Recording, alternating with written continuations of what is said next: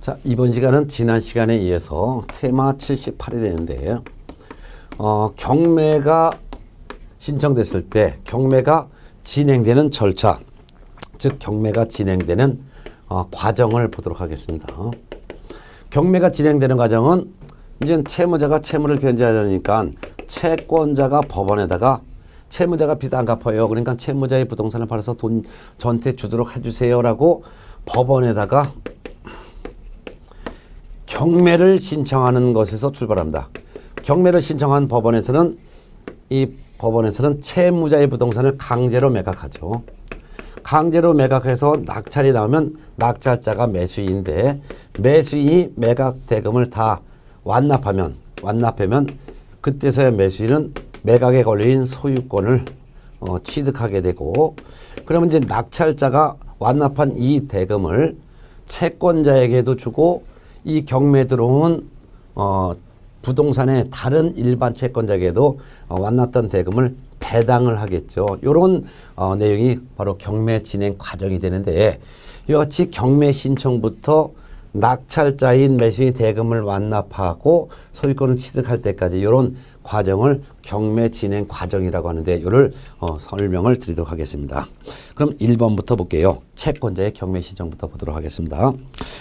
즉 채무자가 채무를 변제하지 않으니까 채권자가 그 채무자의 부동산 소재지 법원에다가 경매를 신청하는 것이 바로 이제 경매 진행의 첫 번째 과정이 됩니다. 그러면 1번, 법원은 경매 신청을 받은 법원은 경매 개시 결정을 한 후 등기소장에게 촉탁하여 경매 개시 결정에 대한 기입 등기를 하도록 촉탁합니다.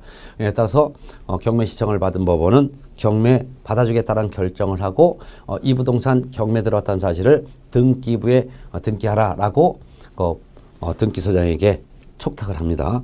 그럼 등기부에 경매 개시 결정 표시 등기가 됩니다.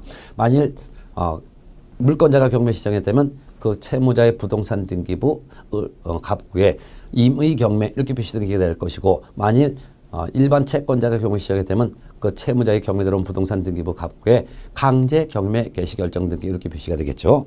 그 다음에 2번, 법원은 채무자와 소유자에게 경매 개시 결정 등기가 된 사실을 통지합니다. 즉 채무자에게 너 빚 안 갚아서 네 부동산 경매 들어왔어 라고 통지하죠. 근데 간혹 가다 보면 채무자의 물상보증인의 부동산에 대해서 경매 들어올 수 있어요. 그럴 때는 물상보증인이 바로 경매 붙여진 부동산의 소유자인데 그 물상보증인에게도 경매 개시 결정된 사실을 통지합니다. 이어 3번, 경매 개시 결정의 기입 등기가 그 경매 들어온 부동산 등기부에 경매 개시 결정 기입 등기가 되거나 또는 채무자에게 경매 개시 결정 사실이 통지가 되면은 이때 경매 들어온 부동산에 대한 압류 효력이 생깁니다. 압류 효력이 생긴다는 것은 채무자는 자기 부동산 명의로 되어 있다 하더라도 처분권이 제한된다. 이게 바로 경매 들어온 부동산에 대한 압류의 효력이 발생한다 그 뜻입니다. 근데 나중에 채무자가 경매를 진행하는 도중에 채무를 다 변제하게 되면 채권자는 경매를 취하하겠죠. 그러면 경매를 취하하면은 이때는 압류 효력은 그때는 다시 소멸하게 됩니다. 그러면 처분권이 다시 회복하게 된다 그 말입니다. 그렇지만 경매를 취하지 않으면 경매는 진행하게 되겠죠. 그럼 경매가 진행되는 두 번째 과정은 바로 법원에서는 배당 요구의 종기를 정해서 공고를 하도록 되어 있습니다. 배당 요구라는 것은 채권 신고하라는 뜻인데요. 몇 년 몇 월 며칠까지 이 경매 들어온 부동산에 대해서 돈 받을 권리자는 채권 신고하세요. 이게 바로 배당 요구입니다. 예, 1번 보겠습니다. 배당 요구는 최초 매각일 이전의 날 중에서 법원이 직권으로 결정을 합니다. 근데 2번, 채권자는 배당 요구 종기일까지 배당 요구를 해야지만 나중에 낙찰된 대금에서 배당에 참가할 수가 있는 게 원칙입니다. 다만 배당 요구하지 않아도 당연히 배당 참가할 수 있는 사람이 있어요. 즉 등기된 채권자는 배당 요구하지 않아도 나중에 낙찰된 대금에서 배당에 참가할 수 있습니다. 그 이유는 경매 들어온 부동산 등기부에 근저당 등기, 저당권 등기, 전세권 등기, 임차권 등기 명령에 따른 임차권 등기가 되면 금액이 보증금액이 다 등기되기 때문에 전세 금액이 등기됐다든가 임차 금액이 등기됐다든가 채권액이 등기된 저당권 등기 같은 경우는 배당 요구하지 않아도 당연히 배당받을 수가 있습니다. 뿐만 아니라 당구장 표시 경매를 신청한 자도 역시 배당 요구하지 않아도 당연히 배당받을 수가 있습니다. 그 이유는 경매 신청할 때 자기가 받을 돈이 얼마라는 것을 기록해서 경매 신청을 했기 때문입니다. 자, 그 다음에 세 번째, 배당 요구를 한 자가 배당 요구의 철회로 인하여 매수인의 부담이 바뀌는 경우에는 배당 요구의 종기가 지난 뒤에는 배당 요구를 철회할 수는 없습니다. 즉, 배당 요구 종기가 지난 뒤에 배당 요구한 것을 철회해버리면 나중에 낙찰자가 또 인수해야 될 금액이 늘어난다면은 이와 같이 배당 요구의 종기가 지난 뒤에 배당 요구를 철회한 것을 인정하게 되면은 그 매수인 즉 낙찰자가 추가로 인수해야 될 권리에 해당되는 사람은 배당 요구 종기가 지난 뒤에는 배당 요구 철회하지 못합니다. 그럼 배당 요구 철회는 배당 요구 종기 전에만 철회를 해야 된다 그 말이 되겠습니다. 자, 그다음에 세 번째는 법원에서는 이제 배당 요구 종기를 정해서 공고하고 몇 년 며칠까지 돈 받을 권자들은 채권 신고하세요라는 날짜를 정해서 공고한 다음에 세 번째는 법원에서는 매각 준비를 합니다. 법원에서 매각 준비한다는 것은 감정평가사에게 명령을 하여 이 경매 들어온 부동산의 감정평가액을 산정케 하고 또한 그 밖에도 집행관에게 시켜서 집행관은 법원에 가면 1층에 경매법원 옆에 집행관실이 있어요. 집행관에게 시켜가지고 이 경매 들어온 부동산에 임차인이 있는지 임차인이 있다면 보증금 얼마인지 이런 현황을 조사해서 보고하도록 합니다. 그 밖에도 법원 직원에게 명령을 하여 매각 물건 명세서를 작성하여 법원에 이렇게 보고하도록 하고 이와 같은 서류를 전부 다가 법원에다가 비치시켜서 입찰에 참가하는 사람이 다 볼 수 있도록 이렇게 열람을 제공시켜 줍니다. 이 같은 법원의 매각 준비가 다 끝나면 네 번째는 법원에서는 매각 기일은 언제이고 매각 결정은 언제다라는 것을 정해서 공고합니다.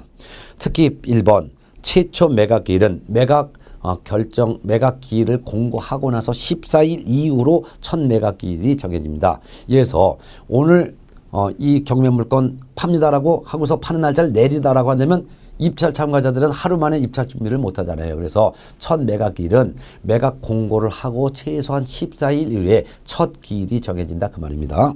또한 매각 결정 기일은 즉 매각에 대한 허가 결정, 불허가 결정은 매각 기일로부터 7일 이내에 매각에 대한 허가, 불허가 결정 기일을 정하도록 되어 있습니다. 이같이 매각 기일은 언제고 매각 결정은 언제 한다라는 것을 정해서 공고한 법원은 다섯 번째는 이렇게 공고를 했습니다. 그럼 법원에서 공고하면서 이 부동산은 어디에 소재한 몇 평짜리 부동산인데 최저 매각 금액 얼마로 어느 법정에서 팝니다. 입찰에 참가할 사람들은 최저 매각 가격의 10분의 1에 해당하는 보증금을 갖고 오시고 또한 신분증과 도장을 갖고 법원에 입찰 참가하세요 이렇게 공고를 했어요. 공고를 우리 입찰 참가자들이 공고를 받습니다. 그러면 다섯 번째는 경매 입찰 참가자들은 입찰 참가 준비를 하게 됩니다. 이게 바로 다섯 번째 경매 참가자의 경매 참가 준비입니다. 그럼 입찰에 참가하는 우리들은 법원에 비치된 법원 경매 자료도 보고 그 밖에도 서류도 등기부도 떼보고 열람하고 권리 분석을 다 하게 됩니다. 이와 같이 자료도 열람해보고 등기부도 떼보고 권리 분석을 다 마친 다음에 여섯 번째 법원에서 매각 기일 날 정해진 그날 입찰에 우리는 참가하게 됩니다. 그것이 바로 여섯 번째 매각 실시입니다. 매각 실시가 바로 입찰 참가라고 합니다. 자, 그러면 1번 경매 참가자는 법원에서 정한 최저 매각 가격의 10분의 1에 해당하는 보증금을 법원에 납부해야 됩니다. 법원에서는 최저 매각 금액을 딱 정해놓고 그 최저 매각 금액 이상으로 입찰 참가한 자 중에서 가장 높은 금액으로 입찰 참가한 사람을 낙찰자로 결정하는데요. 그 법원에서 정한 최저 매각 가격의 10분의 1의 보증금을 제공해야 됩니다. 자기가 매수하고자 하는 매수 가격의 10분의 1을 보증금으로 제공하는 것이 아니라 법원에서 정한 최저 매각 가격의 10분의 1을 보증금으로 제공한다는 걸 유념하셔야 합니다. 매년 시험 나옵니다.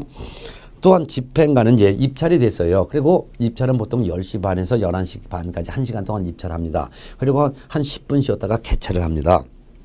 그래서 보통 한 11시 40분에서 12시면 개찰하게 됩니다. 2번 집행관은 즉 법관을 대신해서 경매를 진행하는 사람이 집행관이 돼요. 집행관은 입찰 참가한 자 중에서 가장 높은 금액으로 입찰 참가한 사람을 최고가 매수 신고인으로 결정을 합니다. 그런데 만일 3번 허가할 매수 신고인이 없다면 그 말은 입찰 참가한 사람이 한 명도 없다면 그 말이에요. 이때는 법원은 새로운 매각 기일을 정해서 다시 매각을 실시합니다. 새로운 기일을 정해서 다시 매각하는 것을 새매각이라고 하는데 이때는 종전의 최저 매각 가격이 너무 높기 때문에 입찰 참가한 사람이 없는 거예요. 이럴 때는 종전의 최저 매각 금액에서 한 30% 범위 안에서 좀 저감해서 즉 깎아서 다시 새매각을 실시하게 됩니다. 자, 그런데 매각에 참가한 사람이 있습니다. 그러면 일곱 번째, 법원은 이 매각에 대한 허가 결정, 불허가 결정을 하게 됩니다. 그래서 1번. 근데 매각 물건이, 즉 경매 붙여진 물건이 농지인 경우에는 매각 결정 기일까지 낙찰받은 매수인은 농지 취득 자격 증명을 집행법원에 제출을 해야지만 최종적인 매각 허가 결정을 받을 수가 있습니다. 또한 이 매각에 대한 허가 결정이건 불허가 결정이건 이해관계인은 매각 결정 기일로부터 7일 이내에 항고를 제기할 수 있습니다. 즉 이의제기할 수 있습니다. 그런데 항고를 하고자 하는 사람은 보증으로 매각 대금의 10분의 1을 공탁해야 됩니다. 주의할 것은 입찰에 참가할 때 보증금액은 최저 매각 가격의 10분의 1의 보증금을 제공하는 거지만 매각 자체에 대한 불만이어서 항고할 때는 매각 대금의 10분의 1을 공탁을 해야 됩니다. 최저 매각 가격의 10분의 1을 공탁하는 것이 아니라 매각에 대한 항고이기 때문에 매각 대금의 10분의 1을 공탁해야 합니다. 자, 그 다음에 여덟 번째. 근데 항고한 사람이 없다면은 여덟 번째, 법원에서는 대금 낙찰받은 채무가 매수 신고인 즉 매수인에게 대금 납부를 하도록 기한을 통보합니다. 즉 몇 년 몇 월 며칠까지 나머지 잔금을 납부하세요라고 매각 대금을 납부하도록 기한을 통보하고 대금 납부 기한을 통보받은 낙찰받은 매수인은 대금 납부 기한까지 일시불로 잔금을 완납해야 됩니다. 자, 1번 보겠습니다. 법원은 대금 납부 기한을 정하여, 기한이지 기일 하면 틀려요. 기한을 정하여 매수인 즉 채무가 매수 신고인이 바로 낙찰자인데 통지합니다. 그러면 매수인은 즉 낙찰받은 사람은 대금 납부 매각 대금을 완납을 해야 됩니다. 그것도 대금 납부 기한까지 매각 대금을 완납한 즉시 매각의 목적인 권리를 취득합니다. 따라서 소유권 이전 등기 하기 전이라 하더라도 대금 완납 즉시 소유권을 취득합니다. 그런데 2번 최고가 매수 신고인 즉 매수인이 나머지 잔금을 대금을 납부하지 않으면은 그 보증금 몰수됩니다. 그리고 차순위 매수 신고인이 있다면 차순위 매수 신고인을 결정하여 그 차순위 매수 신고인에게 대금을 납부하도록 합니다. 차순위 매수 신고라는 것은 최고가 매수 신고인 낙찰자가 돈을 안 내면은 차순위 매수 신고인이라는 것은 입찰에 참가했지만 낙찰받지 못한 사람인데요. 낙찰받지 못한 사람이 채무가 매수 신고인이 잔금 안 내면 내가 입찰 참가한 금액으로 내가 대신 사겠다. 이게 바로 차순위 매수 신고입니다. 근데 차순위 매수 신고를 할 의무는 없지만 할 수는 있는데요. 차순위 매수 신고할 수 있는 자격이 있습니다. 주의사항이 아주 중요합니다. 주의. 차순위 매수 신고는 최고가 매수 신고 금액에서 입찰 보증금을 공제한 금액을 넘는 금액으로 매수 신고한 자만이 차순위 매수 신고할 수 있는데요. 차순위 매수 신고인을 결정하여 그자에게 돈을 내도록 합니다. 근데 3번 차순위 매수 신고인도 대금을 납부하지 않으면 차순위 매수 신고인이 납부한 보증금도 몰수가 되고 이때는 저감하지 않고 다시 매각을 하는데 이를 재매각이라고 합니다. 재매각이라는 것은 최고가 매수 신고인 또는 차순위 매수 신고인이 돈 내면 소유권 취득하는데 돈을 잔금을 안 내서 다시 하는 매각을 재매각이라고 합니다. 주의할 것은 이때 재매각할 때는 최고가 매수 신고인이었던 매수인이건 또는 차순위 매수 신고인이지만 잔금을 내지 않아서 보증금을 몰수당한 차순위 매수 신고인 이런 사람들은 나중에 재매각 절차에 참가할 수 없고 보증금도 몰수당합니다. 자, 그 다음에 9번째를 보도록 하겠습니다. 배당의 실시입니다. 그럼 낙찰자인 채무가 매수 신고인 즉 매수인이 납부한 돈을 배당을 하는데 배당은 환가 금액을 일단 최우선 변제권을 갖고 있는 소액 임차인에게 배당해주고 그 다음에 그 낙찰받은 부동산에 밀려있는 세금을 배당하고 그 다음에 저당권과 확정일자 이내의 우선 변제권 이런 권리를 배당해주고 그 다음에 일반 채권 이런 순으로 배당을 해줍니다.